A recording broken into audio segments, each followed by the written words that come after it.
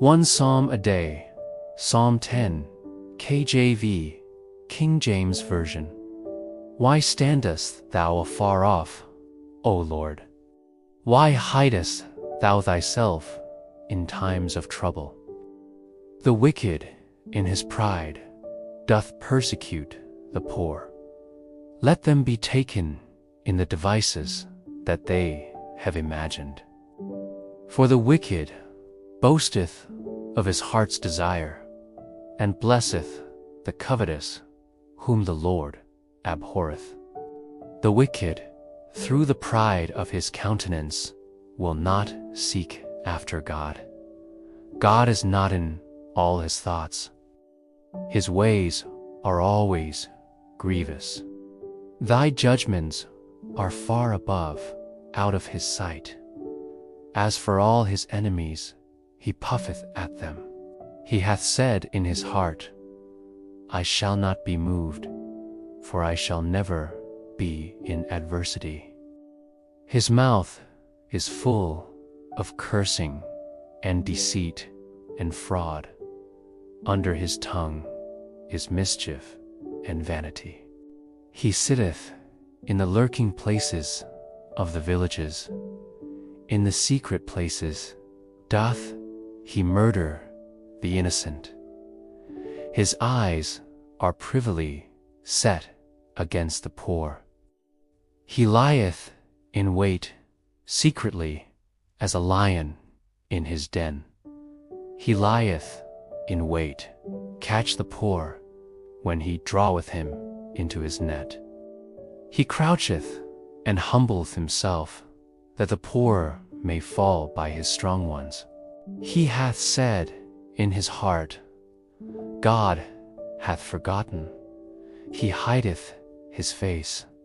He will never see it. Arise, O Lord. O God, lift up thine hand.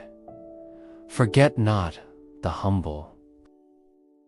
Wherefore doth the wicked contemn God?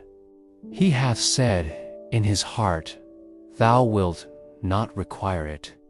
Thou hast seen it. For thou beholdest mischief and spite, to requite it with thy hand. The poor committeth himself unto thee.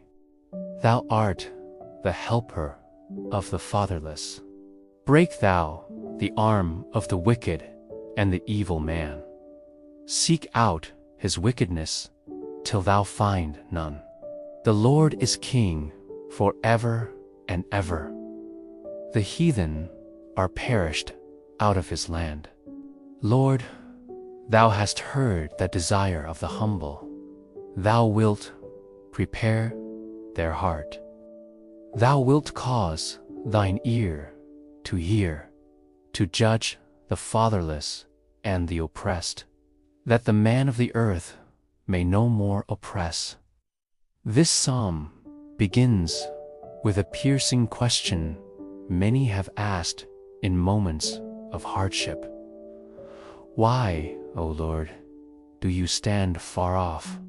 It voices the anguish of feeling abandoned by God during times of injustice and suffering. Yet, it is not a psalm of despair, it is a cry for divine intervention. The psalmist gives voice to those who are oppressed and overlooked, calling out the arrogance and cruelty of the wicked, who believe they will never be held accountable. It paints a vivid picture of how pride distorts the heart. The wicked person, full of self-confidence, thinks God is irrelevant or absent. There's a warning here. When someone removes God from their thoughts, their actions may become predatory, deceitful, and oppressive. The imagery of a lion lying in wait reminds us that evil often operates in the shadows, targeting the most vulnerable. Yet, God is never truly absent. His silence is not approval. The psalm speaks powerfully about the illusion of impunity. The wicked say, God has forgotten. But the psalmist boldly affirms, you have seen it. God sees what others do not. His justice may not be immediate, but it is certain. This brings reassurance to those who suffer in silence. Their pain has not gone unnoticed. A turning point comes when the psalmist prays, arise, O Lord, O God, lift up your hand. This is not only a plea, it is an expression of faith. The very act of calling on God means the psalmist still believes in his power and mercy. Faith doesn't always come wrapped in certainty. Sometimes it comes as a trembling voice in the dark, still daring to call his name. In a deeply comforting line, the psalm says, the poor commits himself unto you. You are the helper of the fatherless. God's character is revealed as the one who sides with the humble, the broken, and the voiceless. In a world that often exalts the powerful, this is revolutionary hope. God's kingdom is not built on domination, but on compassion and righteousness. Justice is not just retribution, it is restoration. When the psalm prays, break the arm of the wicked, it is asking God to shatter the systems of oppression that give them strength. It is a yearning for a world where cruelty can no longer thrive. God's justice means more than punishing evil. It means making things right. The final verses are deeply affirming. The Lord is King forever and ever. This is not just theological, personal. When injustice seems to reign on earth, this is a defiant declaration of trust.